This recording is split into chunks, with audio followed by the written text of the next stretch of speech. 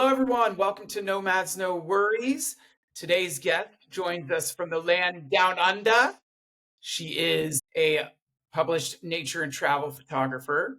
She has participated in an archaeology expedition in Laos. We'll have to hear more about that. She's lived in North America, Asia, Europe, and Australia. Frances, thanks for joining us. Hi, guys. Thanks for having me. Yes, pretty much. I've lived across 10 countries now in 4 different continents. So, yes, that's me. We're gonna have to get to the bottom of that. So maybe we'll start at the beginning. So you were born in the Philippines, if I'm Yeah. not mistaken, and you moved to Australia at a young age. So what's the story there? Actually, I went to Hong Kong. So we'll go back a little bit. So I had my first and second birthday in Hong Kong. And then by the time I was 3, I came to Australia. So that's still in the same state where I am. So I'm currently in Queensland, but I'm originally from Townsville, which is far up north, near the Great Barrier Reef, which is like I think it's like the largest natural reef on the planet and everything. But yeah, so I live all the way up north there, but I'm in Brisbane at the moment. And so, yeah, so I came to Australia when I was 3, and then we just keep moving back and forth between different continents. Frances, I have kind of a silly question. You mentioned Queensland in Australia. Is there a Queens something in New Zealand as well? Yeah, Queenstown. So that's a town. It's actually, yeah, it's pretty much called Queenstown, yeah.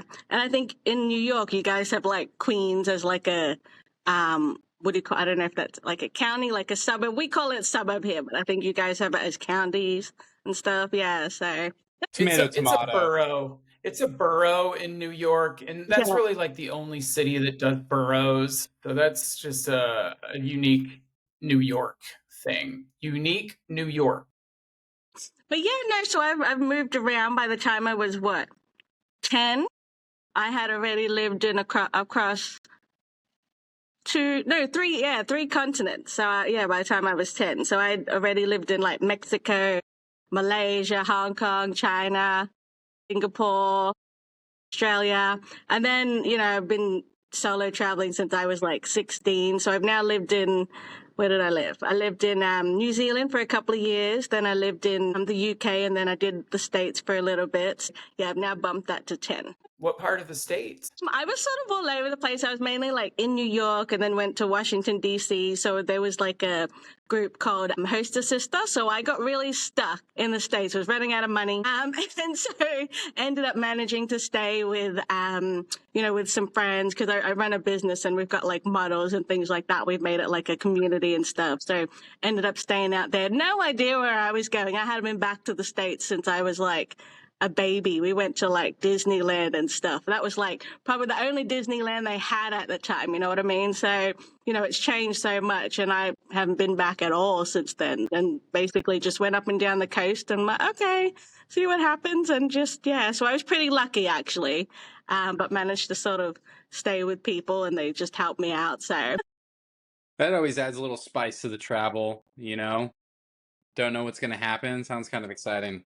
Yeah, I've always sort of been like that. I mean, I'm lucky I don't have kids yet, but I'm like, I wouldn't want to put them in that situation. Be like, okay, what are we going to do now? Whereas I've had situations like the last time I was traveling, which was last year, I was in the UK. I was living in a coffee shop for a couple of weeks. So I became friends with this community, ended up out there, was working like at the coffee shop, set it up, but like sleeping inside the coffee shop. Wow. That's kind of like how everyone thinks teachers live at the school also. They're like, oh, you're not a real person. You must just always be at the school. But no, you really did live at the coffee shop. Wow. Yeah, and they were really good to me. So, they would pay me as well, but I was basically opening it up, getting it up early, maybe 6 or 5, and then, we close it down like in the afternoon and stuff. But we were like a real community, like they're really good, and they just, this is out in London, and there was people nearby who were friends with the owner. They had like a bathroom and stuff, because there's a bathroom in the coffee shop, but it doesn't have a shower. So I had to go to like their house to like have a shower and all this sort of stuff, and even do laundry. Like it's just like around the corner. So I was pretty lucky that there's like a good community out there and everything. So how did this start I know I read that your mom kind of moved you around. You were sort of an expat kid in Australia. I know that I think you said she gave up her citizenship in the Philippines. So yeah, what was the reason for all this moving around when you were younger? So my dad was born in the UK, and so he is was pretty much like an engineer. So if you've been to Kuala Lumpur in Malaysia, there's a set of twin towers there. So my dad was one of the Yeah. part of the team back in the day. Now this is going back before social media apps, that sort of stuff. So a lot of the time we just moved around because of the work he did. I mean, it sent us into the middle of China, near the Gobi Desert. You could see the Gobi Desert from where we were. But yeah, it was pretty much back then you had to communicate. And, when I say communicate, you really had to make an effort to, connect with the locals. Whereas now we sort of, take it for granted just because we, have social media. But I think people have lost the meaning of what travel used to be, like the actual connection of it. Like we're always on our phones these days, but we're not really connecting with people. And so that's pretty much how, yeah, we ended up moving around here and there. I mean, it sent us to Mexico. So we ended up living in Mexico. I was about 9 then, and then came back to Oz. So we've been going in and out of the country. So yeah. How did you like Mexico? I mean, for Steve and I, that's one of our favorite countries. I know you were 9, but Yeah, well, we really liked it. I mean, a lot of the people we hang out with. So my dad had, work colleagues. So some of them have kids. So we basically, a lot of us had like a little, expat community where most of our moms are friends, most of our dads work together, most of us kids go to school. But I didn't get to go to school in Mexico. I know we did tour a school. I remember touring this school, and they were just telling us that if I go to school, then it would be like half a day would have to be Spanish, and then half of the day would be English. But I don't think at the time they didn't take international students. So we lived in like a little compound. So it's just basically 2 floors, and then it just had, I think 3 or 4 apartments and everything. So do you speak any other languages still today? I should be fluent, but I'm slacking off a little bit.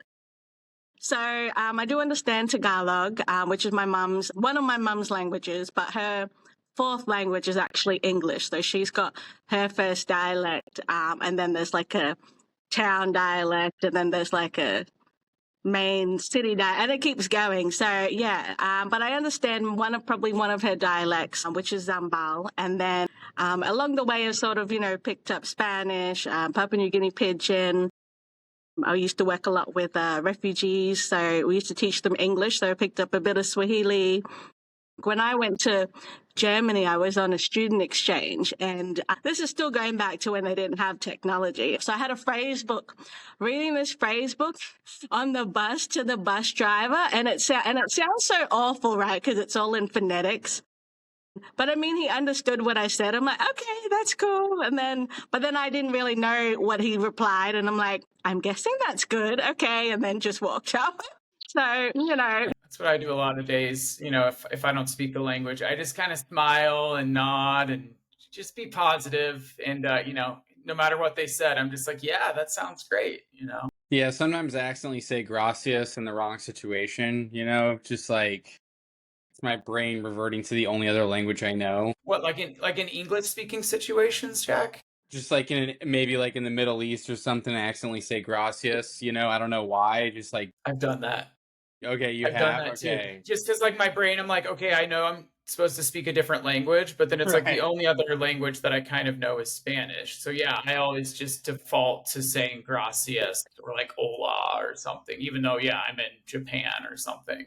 I mean, it makes sense, right? Instead of one, option for them to be able to understand you by saying thank you, you can say gracias. So now they got 2 options, like potentially one of those is going to hit, right? Depending on where you are, yeah. Yeah. So, I mean, just doubling our odds there. So, Francis, it sounds like you were a digital nomad before it was even a thing. Jack and I were doing this by choice. We think it's really cool. You don't even care about being cool. You're just trying to learn how to walk and, not poop your pants.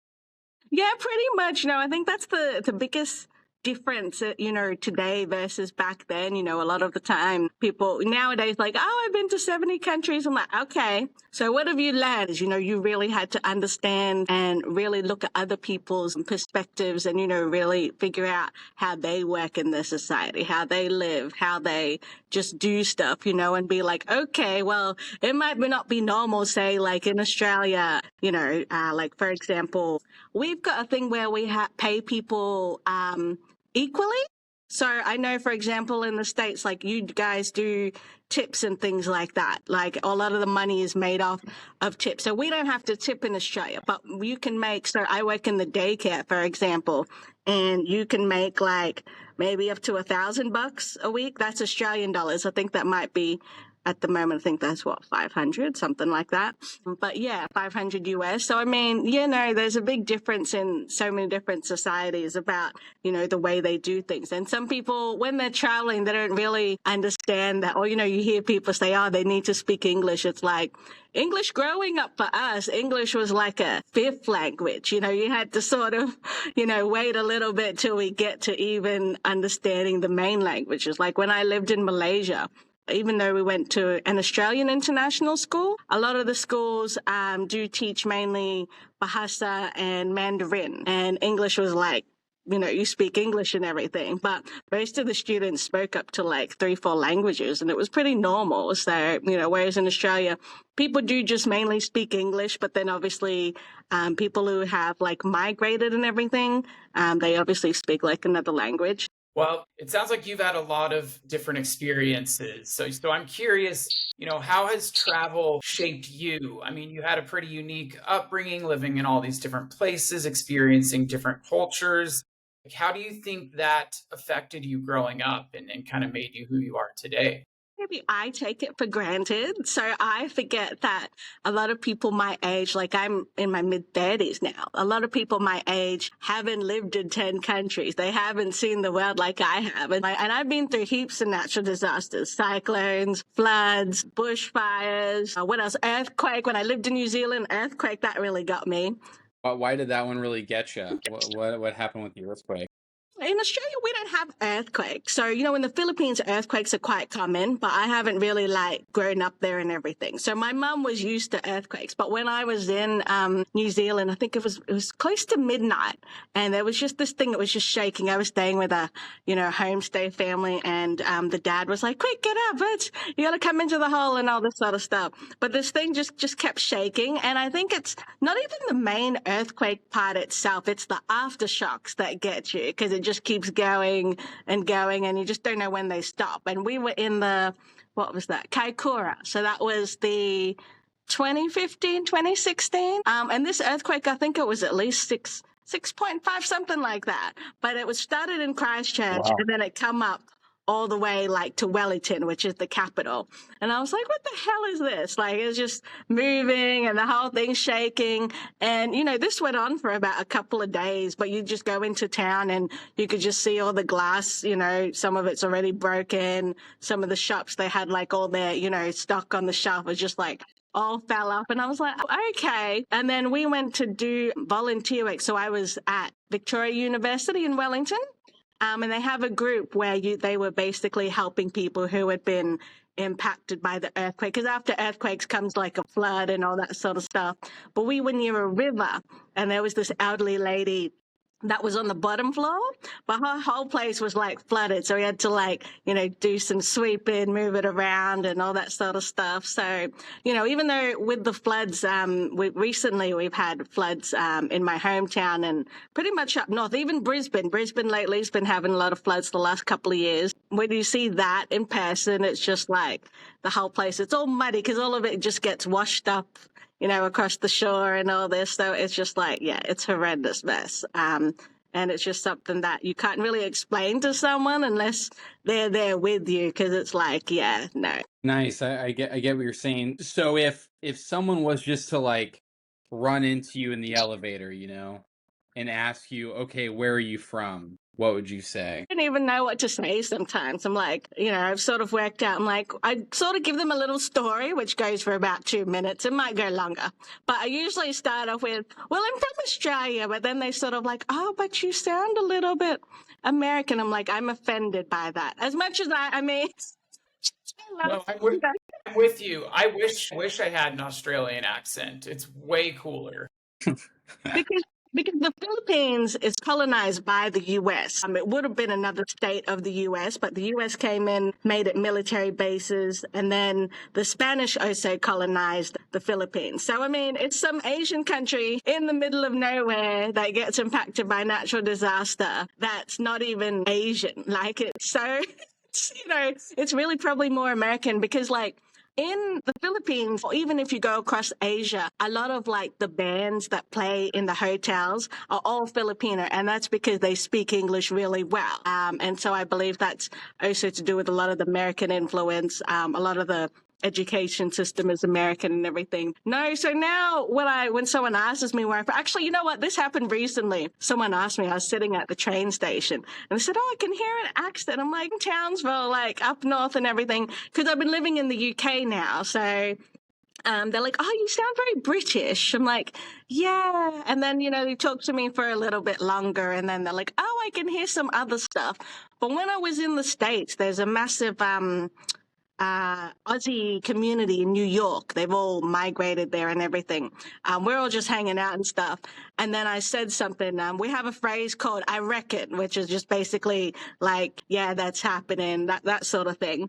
And then one of the guys was like, see, that's how I know you're Australian. You've just said something that I haven't heard in decades, because obviously for them, they've had a lot of changes since they've moved to the States. And I'm like, yeah, no, I'm pretty much an Aussie, like, so yeah, it's definitely different. But no, for the meantime, I say I'm from Australia, but then they sort of look at me just because I'm brown. So, ethnically, and then get into this whole story and they're like, wow. So it goes on. Yeah. But no, for now, I stick to I'm from Australia. That sounds chill. I mean, I feel like that's a good place to be from. I still have never been to Australia, and I really Me want to either. go, to be honest. Yeah, me too. Yeah, a lot of Americans say that actually, and I think the thing that gets them is the distance. I'm like, yeah, it takes Yeah. 4 days to get out here. It's far. It's not, so sometimes now you see all the on social media, the travel groups, and some people like, I'm gonna go and travel Australia and drive around it in 1 week. We're like, no, we're bigger than that. It's not a 1 week thing. Like from my hometown to where I am by car is 2 days. And I've done that drive. So it's a 2-day drive. I mean, if you do that same drive in the States, you probably pass through maybe 6 states or something like that. So we're huge. Well, I feel like that's pretty Interesting. relatable with America. We like the open road. We like do diesel. enjoy road trips. Yeah, that's true. Yeah. We'd probably like kangaroos too. I don't know if you guys actually like kangaroos or not. Do you like kangaroos? Like the animal? Do you like them? Where I'm from, so Townsville, it is a military town, mainly retired people. They got lots of families. So it is pretty country, and it's pretty open. So we've got our university there, but there'll be kangaroos running about, wallabies, dingoes. I think when I went up lately, so dingo is basically it's just like a dog, but it's just wild. And so, I was walking one time through my uni, like there was just no one there. I think it was just before the semester. I like it there because it's just peaceful and quiet and there's lots of trees and things. And I was walking, I'm like, what the hell is that? And we hadn't had dingoes for, at all until, until recently. So there's just been these 2 dingoes chasing this, mummy wallaby and its baby, and I'm like, oh, okay. And then there's this other one. So it's just, I got it on video as well. So it's just another day for us. We just walk by like, oh, hey guys, how you doing? Like, and I mean, there'll be sometimes a whole bunch of wallabies and kangaroos just in the, on the field, and we're like, okay, bye. Just, you just look at them. They don't mind you. You don't mind them. And then we get all the birds, the cockatoos, the one with the yellow crest. But then we've got spiders as well. And we've got snakes on campus too. So, yeah. So the cockatoo, that's the one. The cockatoo is the one with like the crazy call or bird song, right? What does it sound like? Can you demonstrate for us? I know I have to think about it. But we have the kookaburra. The kookaburra, I think that might be the one that's got the bird song. But he's just sort of like, but this bird will come down, it'll swoop just to get their food. And the look on their face is like, what's just happened? And, I think we even had signs. I think that was the funniest thing. If you're not from where we're from, it's sort of funny to us because it's just like, they've never seen it. But there was a sign and it said, swooping bird, be watchful of swooping bird. And we're like, what swooping bird? Okay, this one. But there's another swooping bird, which is the magpie, it's black. And black and white, but they're very territorial just because of they have their babies and breeding season. So those are the ones that you have to be watchful because they'll just attack if you're just randomly. But kookaburras, they just mind their own business. It's just food. So, yeah. It's killing me. I gotta ask it, okay? Have you ever seen the movie Kangaroo Jack? Was that popular in Australia? Great question. So, I mean, a lot of these movies, it's crazy to even think we had Crocodile Dundee, like you said, Kangaroo Jack. I think, I can't even remember how that movie goes, but I think those movies are pretty much what, foreigners, inverted commas, think of Australia, so it's kind of funny when they get here, it's a completely different version of what they thought Australia would be. They're like, oh, you're not riding kangaroos. No, I might have watched it. It's been a long time now. No, all good. It's been a long time for me. I didn't know if Australians don't actually watch Kangaroo Jack. They got Kangaroo Sam or something. Obviously the Wiggles were a thing, and that's changed a lot now with the Wiggles. I think my favorite show from Australia is Summer Heights High. Chris Lilly. I don't know. For ages.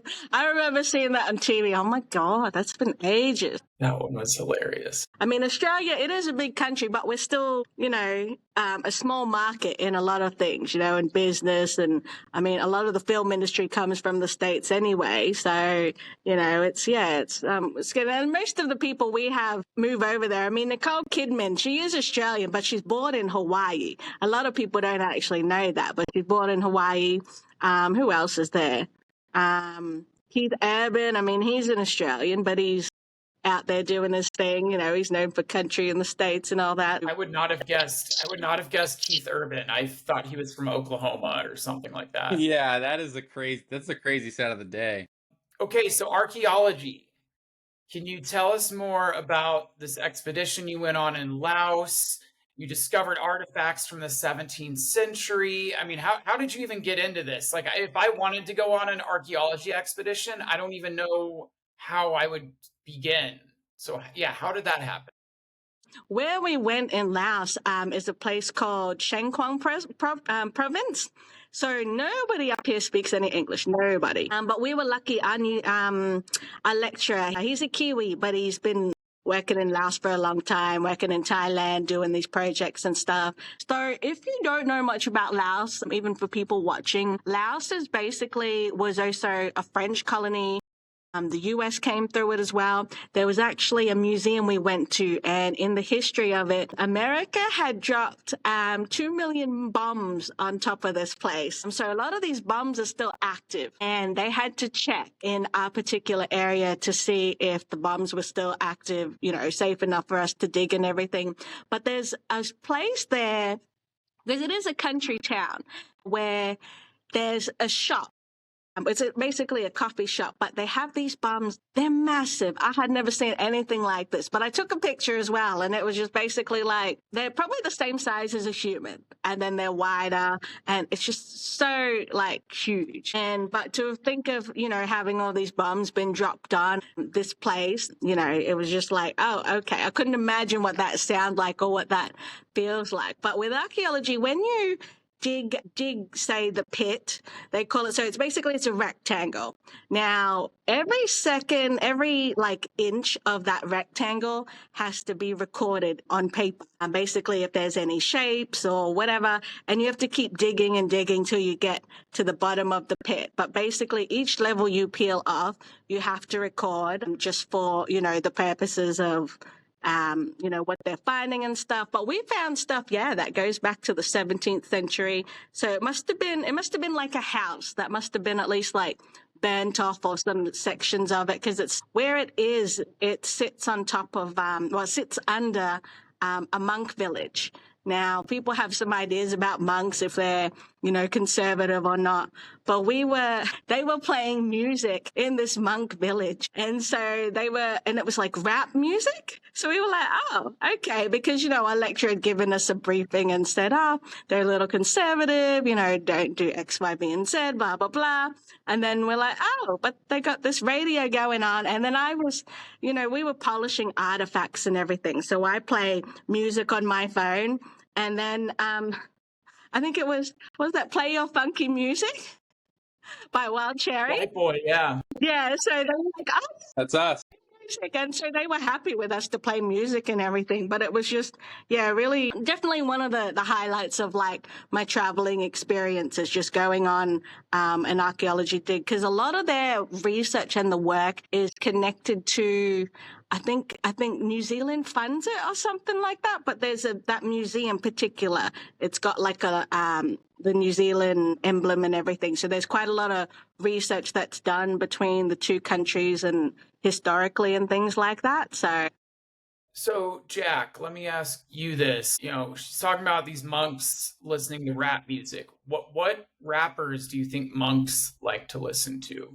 Jack and I are big rap music guys, so. Yeah. Yeah, I'm kind of thinking something like J. Cole, like an eloquent rapper who has a lot to say, can be edgy at times, but isn't going to be too obscene, clever, well-studied. I mean, I think monks, they study all day, right? I mean, they're either brewing beer, praying, or studying. And they had like loud beer, and we're talking about like big beer bottles, and you had to finish it. It was a custom, and we're like, I don't know if we're going to finish it. And I think by the end of the week, I was like, I can't do it anymore. And she's like, you'll be okay. Just have another round. I'm like, God's sake, I can't do it anymore. It was just, but we had fun, and we would go out and have hot pot and everything, karaoke. So no, it was pretty good. Good way to really mix with everybody. Okay. And so what about photography? I know you've been published, in various publications, but how did you get into photography? I think my first trip officially by myself was out in Fiji. We did a volunteer program. So the program was called Volunteer Eco Students Abroad. So it was an Australian owned. Unfortunately, the owners have already passed away, so it no longer runs, but they did it in Fiji, Laos, Ecuador, and South Africa. So you get to go for about 2 weeks. So we were 2 weeks in Fiji, and I was just taking pictures. So what had happened was I had it's a water camera. Basically, you just strap it around your wrist and everything. But because I had a drink. I must be in my early 20s back then, and I don't really drink. So I was like, just wanted to see what it was like, blah blah blah. I lost this camera. I lost it at night, and we were looking for this camera. So you're on an island, right? There's no light. There's like nothing. Everybody's got the torches out. Well, and my friend was like, why couldn't you have lost the camera in the day? And so anyway, fast forward the next day, the sun comes up. Everybody's taking pictures and everything. And we found the camera. We found it along the shore. Basically, it was where we were on the beach. I don't know how it ended up out there, but we were lucky that it was just like there.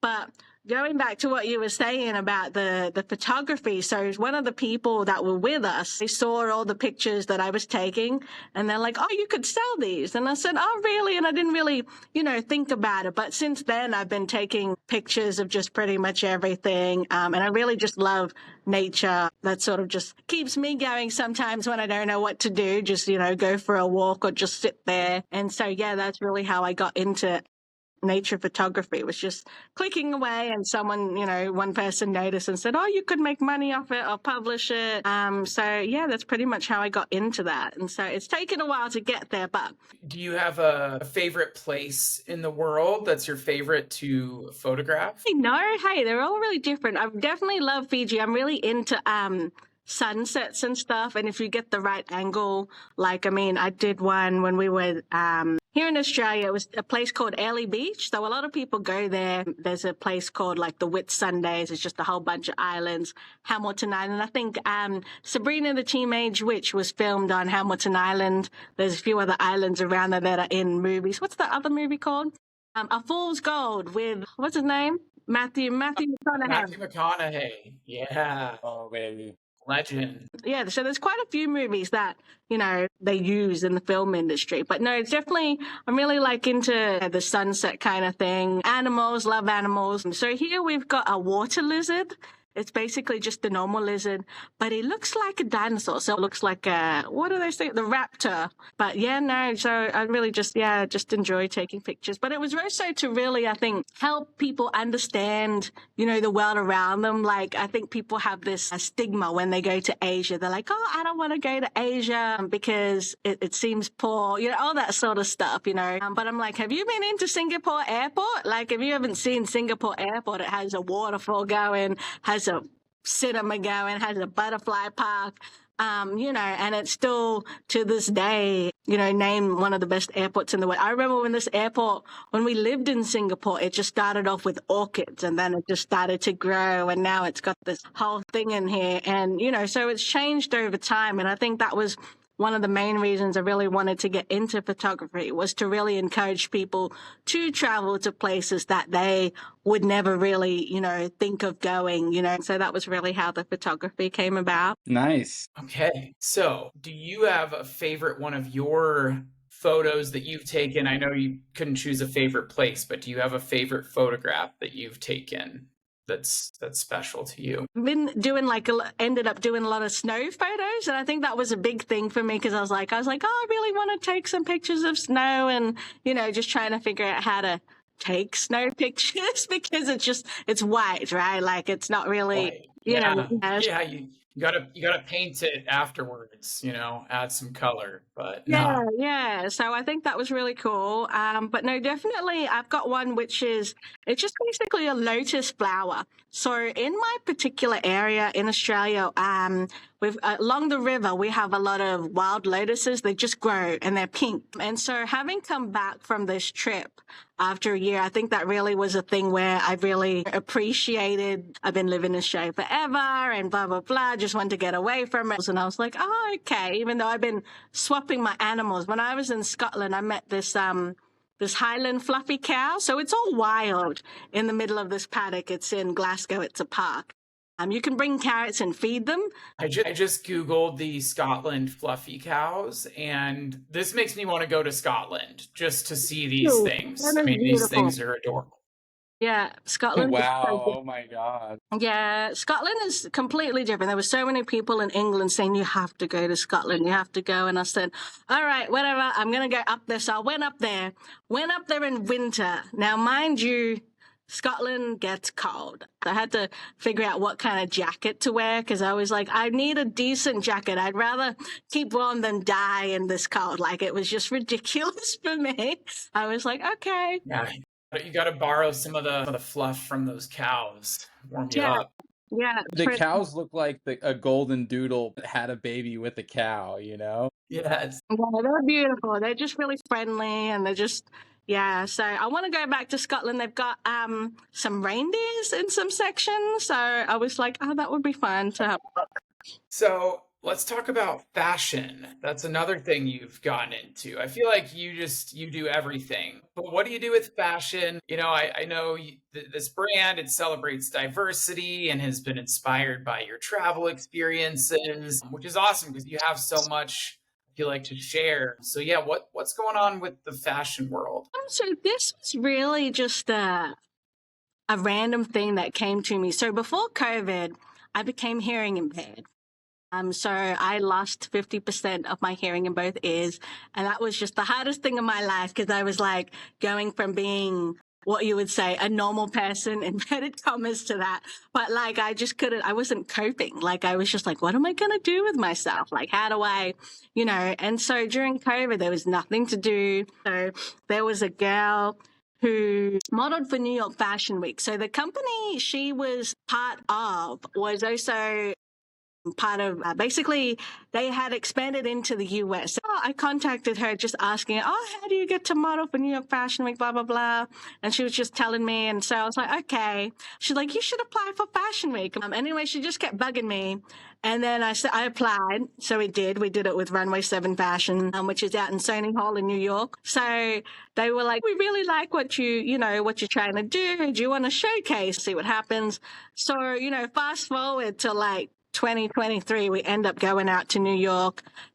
And so basically, as soon as I hit the ground in New York, it was just like, go, go, go, try to get this sorted, that sorted. And we basically ended up recruiting people from so many different things. Like I published a book called Me Too, But Never Again. It's co-authored. And one of the other girls who was writing a different book on the same platform by the same company, we ended up becoming really good friends. So she ended up flying out from Ohio to come do this show. She's a single mom. So we basically based the brand on people just connecting with people regardless of their profession, of their status. If you're a single mom, if you're a domestic violence victim, we even had a guy who is, he's an actor, and he was part of like Good Burger too, but he'd never ever done runway at all. But now he's up there, he's everywhere. And then we had Victoria Henley from America's Next Top Model. So we had all these people, and we basically based it to say that, beauty comes in all different shapes and sizes. I mean, you guys are well traveled and you've seen how, women look different, all this sort of stuff, guys look different, that sort of thing. And, and that was how, I defined beauty growing up, whereas you come to places like Australia, because we do have a small market, everybody's skinny, but, you go to places like Africa, people are on the curvy side, all that sort of stuff, so there's like a stigma and all this sort of stuff. But we basically put it on as a, just say that there was no criteria and people can just be themselves. During that year, we ended up doing one in Philly. And then some of our people ended up in Tennessee with Victoria doing one of her shows. And then since then, we've pretty much been asked for pretty much everything. Paris, Milan. So we grew fast too quickly. So yeah, that's pretty much how we got out there. Yeah, that's a good problem to have. Since you are a bit of a fashion expert, do you like my hat or do you think it's stupid? Well, if it's cold, then that's good. I do like ears, though. Actually, I did have one of those, and I was like, I do like how it really keeps you warm. Yeah. So, yeah. They can go down or up. So it's really versatile. If I do get too hot, I can always put the flaps up. It's great. So I got to wear one of those hats, actually. I think they still have it. So, yeah. Oh, yeah. It's good for the ears. Jack has a cool raccoon skin hat that looks a lot like this. Jack and I were just talking about that before you got on the call. So I'm glad we all have nice hats. Yeah, hey, it's got to keep the ears warm. Yeah, I mean it's no dingo, it's no koala like they have in Australia, but you'll take the raccoon hat. Yeah. Yeah, it's a good old North American version. Yeah, I don't think you'll find a koala. I don't think even that's allowed. Probably not. Is your fashion line, is it like PETA friendly? Like, do you not use animal furs or what is that like? Right now, I'm still trying to figure it all out. But so far, we've just been basically using unwanted clothing that people just don't want anymore, don't wear. And then we just turn it into different things, bags or whatever. So that's pretty much what we've been working on, but we're supporting people who have been affected by natural disasters. And then our friend from Ghana, she's been advocating for domestic violence awareness in her country and everything like that. So we've been working on a few things like that. But basically, yeah, it's really just upcycling what you don't want. Nice. Yeah, but you guys have traveled quite a bit now, haven't you? You guys have been doing it for a while now. So, how many countries have you guys been going to now or living in?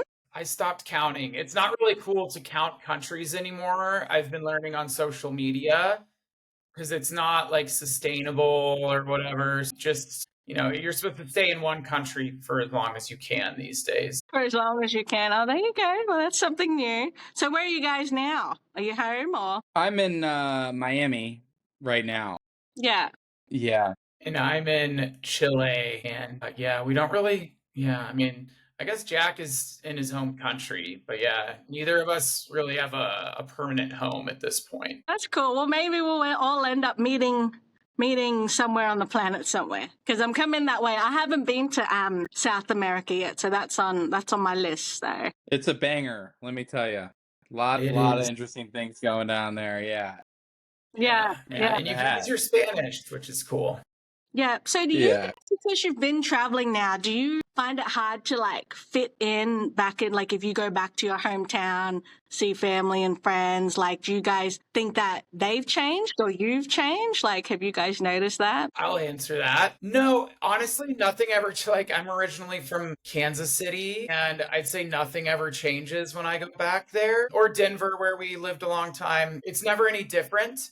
I've maybe changed, but no one would ever know it. Like, I try not to talk about all my travels and all these things because I don't know, people can't really relate. And Jack and I have talked about this before. It's just like, people can't relate when I tell them that I've been to Chile and I've been to Kenya and all these crazy places. Like, no one can really add to that conversation. They're like, "Oh, I've been to Texas," you know? So we talk about Texas. So I just try to play it cool and just blend right back into where I came from. But yeah, I feel like everything usually kind of time stands still. And whenever I come back after 2 years, it's all still there. Yeah, I totally feel the same way, Steve.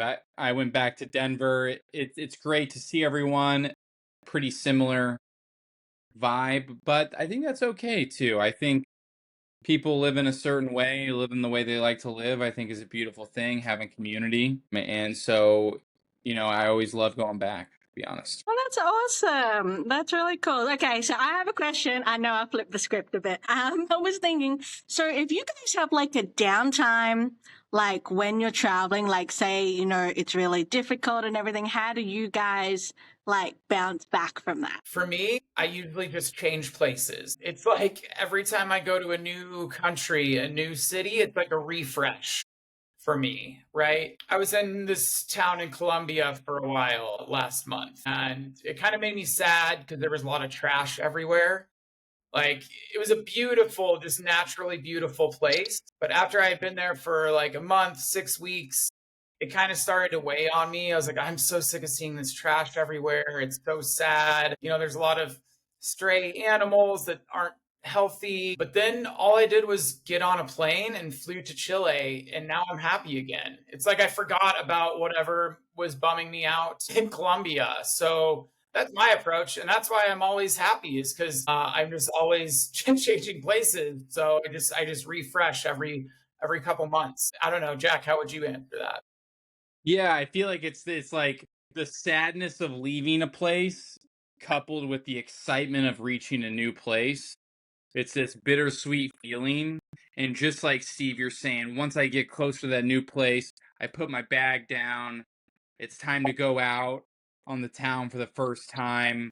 I love that every time. That gets me. Yeah. Nothing's ever boring, if you keep moving. So Yeah. yeah. Okay, well, let me ask you this, Francis. This could be like a good final question. With all of your travel, and this is a travel podcast, right? What's the most, and I'm sure you've learned a lot over the years, but what's one thing that you've learned that you think is really important from all your travels, something that's stayed with you maybe for a long time? And again, it might be hard, but just try to pick one thing.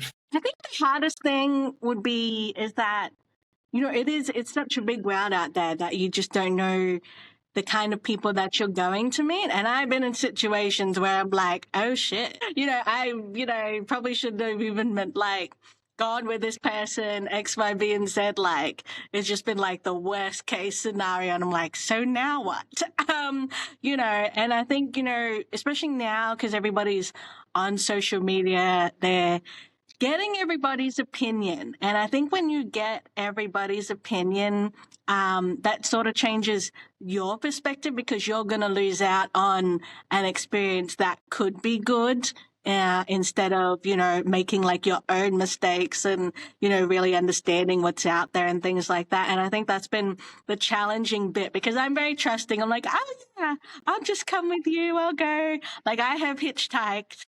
I was working at a strawberry farm in New Zealand, and I don't know what came over me. I got in this car, and the person dropped me to the strawberry farm, but then they like tried to grab me or something. I don't know.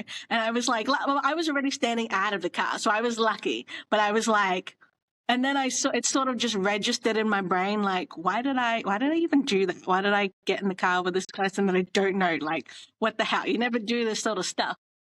And then I was like, yeah, no. So that sort of, had me. And then, but then, when you travel with people, that can change too. You know what I mean? Like, you can be best friends with a person forever or whatever. But, I think travel really tests, it tests yourself and it tests, the people you're with to see if they're really down for you or with you or whatever. And then you sort of learn from that. And I think nowadays people are taking it to heart. They're like, oh, I don't know what's going on, but there's one particular travel Facebook thing, and it's like, oh, I broke up with my boyfriend, blah, blah, blah, blah. I'm like, how old are you? Like, what are you doing? Like, just don't worry about the person. Just there's heaps of people on this planet. Like, go do your thing. Just go out there.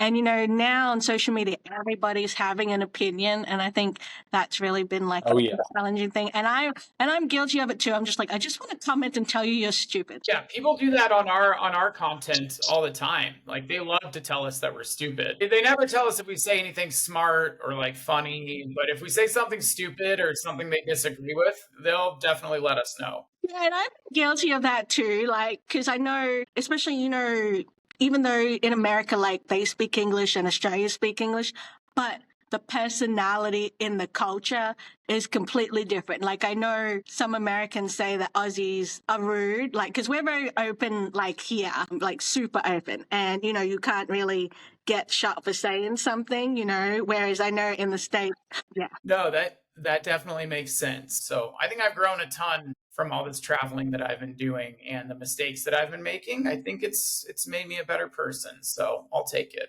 That's good. So do you guys think if you guys dated somebody, could you date someone who hasn't traveled or is wanting to travel, or they have to have that criteria like they have already traveled? Wow. I'm in a happy relationship and she travels with me. But I would say, so I'll let Jack answer this one. Yeah, I mean, I used to travel with a significant other, and I think that was really fun. I think solo traveling has its pros and cons, and I'm She's saying flexible. if you got a new person, like would they need to have travel experience or could you just date someone from like a small town in Kansas and has I never was been thinking anywhere? about this, like, I feel like I feel like I've been to a lot of spots that, like, I don't know if I want to repeat, but I know someone who's never been there would want to go. You know what I'm saying? Yeah. Like, is that selfish? I don't know. But Like what? Like what, Jack? What would you not want to repeat, but someone might want to go? probably like Machu Picchu or something like I want to like Yeah, run that back, that like makes but it sense. was That's fair. cool, like but if I have to go through all that again, like I don't know if I want to. Yeah, that's fair. All right. Well, I think that's about our show. Thank you so much, Francis. This has been awesome. Thank you for sharing your stories. I feel like speaking of learning, I feel like I've just learned a ton about cockatoos and everything. So thank you so much. Yeah, no worries. Yeah, thank you so much. This was awesome. It was really nice meeting you. Yeah, it's good to meet you too. Hopefully we'll meet somewhere on the planet, whichever way you're going. I'd love that. Yes, yes. When we finally make it to Australia, you'll be the first person we call. I'm actually leaving. I'm leaving next month. I'm Jeez. Norway. Oh, Yeah. we got to hurry up then, I guess. Yeah. All right. Well, thank you. Bye bye. Thank you.